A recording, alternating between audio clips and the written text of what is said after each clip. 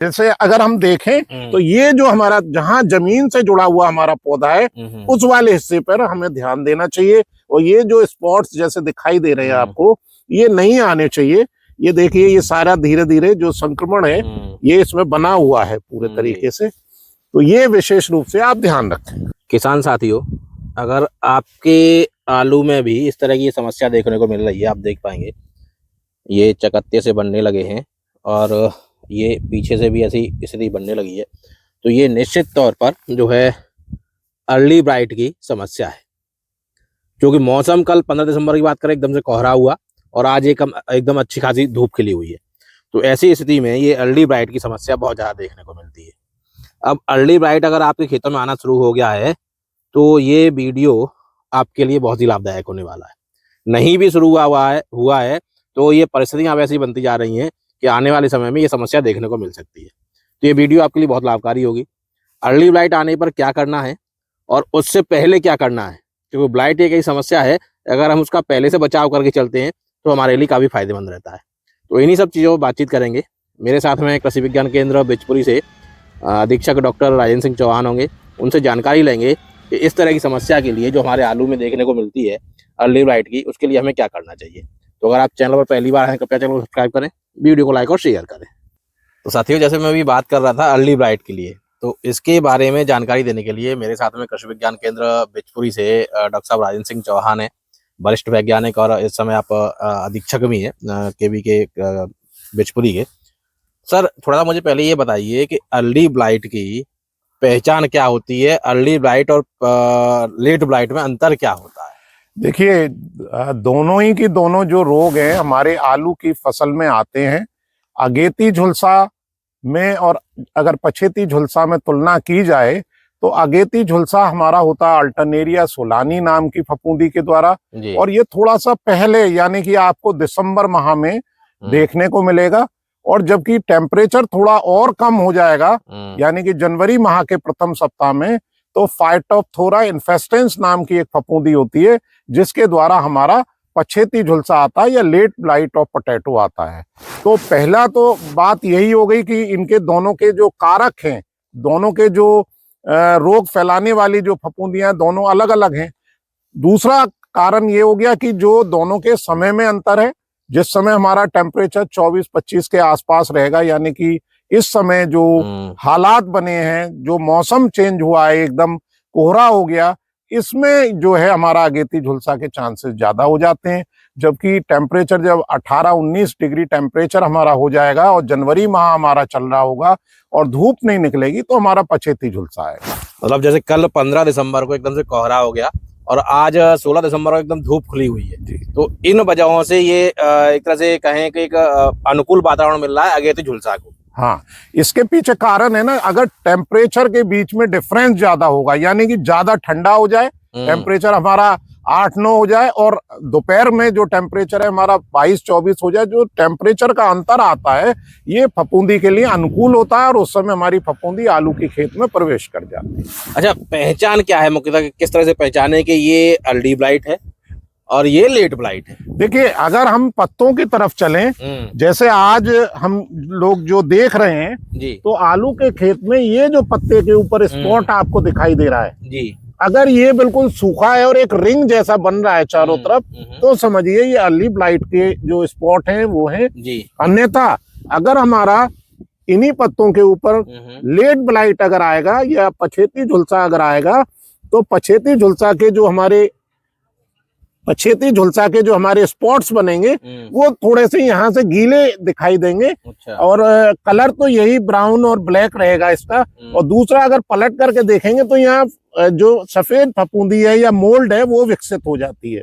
तो यही अंतर है दोनों के अंदर। अच्छा, ये तो मुख्यतः पहचान हो गई जी। हमारा किसान किस तरह से इस बात को पहचाने कि अर्ली ब्लाइट की स्थिति उसके खेतों में बनती जा रही है या अर्ली ब्लाइट उसके खेतों में प्रवेश कर गया है। देखिए, मैंने जैसे अभी दिखाया कि अगर पत्ते के ऊपर भूरे या ब्लैक रंग के स्पॉट इस समय बन रहे हैं पत्ते के ऊपर, और जो बिल्कुल एक रिंग जैसा दिखाई दे रहा है, हमारा जो है अगेती झुलसा रहेगा।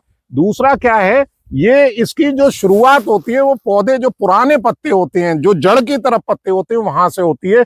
जैसा अभी हमने देखा इसमें ये बिल्कुल स्पष्ट हो रहा है कि हमारे खेत में जो है अगेती झुलसा का संक्रमण है। तो इसके बचाव के लिए क्या उपाय अभी किसान को करने चाहिए? देखिए, हम लोग प्रिवेंटिव और क्यूरेबल दो तरीके अपनाते हैं फसल में जी। किसानों को पूर्व में ही कई बार सलाह दी जा चुकी है और लगातार समाचार पत्रों के माध्यम से भी सलाह दी जा रही है कि हमें क्यूरेबल तरीका अपनाना चाहिए। हमें अपनी फसल के अंदर एक जैविक फफूंदीनाशक का अगर आप नियंत्रण करना चाहते हैं तो ट्राइकोडर्मा पाउडर के 2% घोल बना करके अपनी फसल में जैसे ही मौसम हमें लगता है या हमें ऐसा लगता है 30-35 दिन की हमारी फसल हो गई है तो एक स्प्रे हमें 2% ट्राइकोडर्मा का बना करके इसमें छिड़काव कर देना चाहिए। अन्यथा यदि आप रासायनिक विधि अपनाना चाहते हैं तो एक संपर्कनाशी जैसे M45 जी और एक हमें जो है अंतःप्रवाही या सिस्टमिक फंगीसाइड जैसे हमारा कार्बनडाजिम है, थायोफिनेट मिथाइल 70% WP है, इसके अलावा हमारा मेटालेक्सल है और साइमोक्सिनल है। तो इसका एक क्रम हमें बना लेना चाहिए।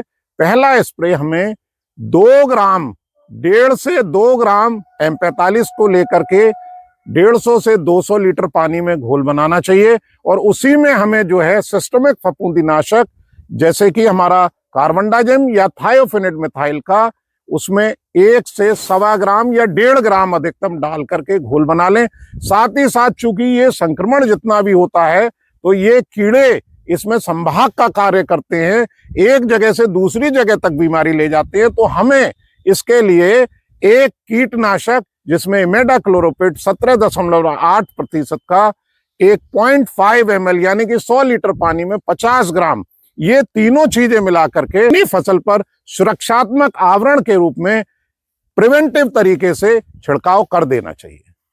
कुल मिलाकर इसका पहले से ही बचाव करके चलना ही बेहतर है। ये इंतजार न करें किसान भाई जब लक्षण दिखें उसके बाद ही इसका छिड़काव करें। जी, लक्षण दिखने से पहले भी ये काम कर सकते हैं। जी जी, लक्षण यानी कि मैंने कहा ना 2 तरीके अगर हम क्योर करेंगे तब तक हमारी काफी मात्रा में फसल संक्रमित हो जाएगी और उसको नियंत्रित करना थोड़ा मुश्किल होता है। अगर हम प्रिवेंटिव मेथड अप्लाई करेंगे यानी कि हम पहले से ही सजग रहेंगे, खेत की निगरानी करते रहेंगे और नीचे जहां जड़ वाला हिस्सा है उसको देखते रहेंगे तो अर्ली ब्लाइट की जो समस्या है वो बहुत जल्दी हमारी सॉल्व हो जाएगी। जैसे आप बता रहे हैं जड़ वाला हिस्सा, तो कौन से हिस्से पर ध्यान देना चाहिए? देखिए ये हाँ, जैसे अगर हम देखें तो ये जो हमारा जहां जमीन से जुड़ा हुआ हमारा पौधा है उस वाले हिस्से पर हमें ध्यान देना चाहिए और ये जो स्पॉट्स जैसे दिखाई दे रहे हैं आपको ये नहीं आने चाहिए। ये देखिए ये सारा धीरे धीरे जो संक्रमण है ये इसमें बना हुआ है पूरे तरीके से, तो ये विशेष रूप से आप ध्यान रखें। अच्छा, इसकी अर्ली ब्लाइट की बात करें तो ये मौसम के उतार चढ़ाव पर ही बनता है या फिर ऐसा कुछ होता है कि भाई 40-45 दिन की फसल हो गई तो उस समय संभावना रहती है थोड़ा बहुत मौसम में उतार चढ़ाव हो और ये समस्या देखने को मिल जाए? देखिए अल्टरनेरिया जो सोलानी नाम की जो फफूंदी का नाम मैं ले रहा हूँ ये एक तरह से बहुत सारी फसलों में संक्रमण करती है। केवल तापमान जैसे ही चेंज होगा खेत में नमी का जो स्थिति है वो बनेगी और टेम्परेचर के चेंज होते ही उसके लिए अनुकूल समय आ जाता है और उस समय ये फफूंदी इसमें संक्रमण करती है। अन्यथा अल्टरनेरिया जो सोलानी है वो हमारी बहुत सारी फसलों में रहती है और खेत में भी मौजूद रहती है पहले से। तो साथ ही जैसे डॉक्टर साहब ने बताया कि भाई जैसे ही मौसम में तापमान में बहुत ज्यादा ऊपर नीचे होगा ये समस्या देखने को मिलेगी और 15 दिसंबर से ये स्थितियां बनने लगी हैं। 15 दिसंबर को एकदम कोहरा हुआ, आज 16 दिसंबर है, आज मौसम एकदम साफ है तो ये स्थितियां बनने लगी हैं। जैसे कहा कि भाई पौधों के आसपास जाके आप लगातार निगरानी रखें और थोड़ा बहुत भी आपको देखने को मिल रहा है तो आप तुरंत जो डॉक्टर साहब ने आपको उपाय बताए उनका आप उपयोग कर सकते हैं और ये इंतजार न करें कि भाई अब आके आपको फसल में जब समस्या दिखेगी तभी इन चीजों को आप करेंगे। तो इस तरह की वीडियोस के लिए आप लगातार हमारे चैनल पर बने रहें। वीडियो अच्छा लगे तो लाइक और शेयर करें वीडियो को और साथ ही चैनल को सब्सक्राइब करें।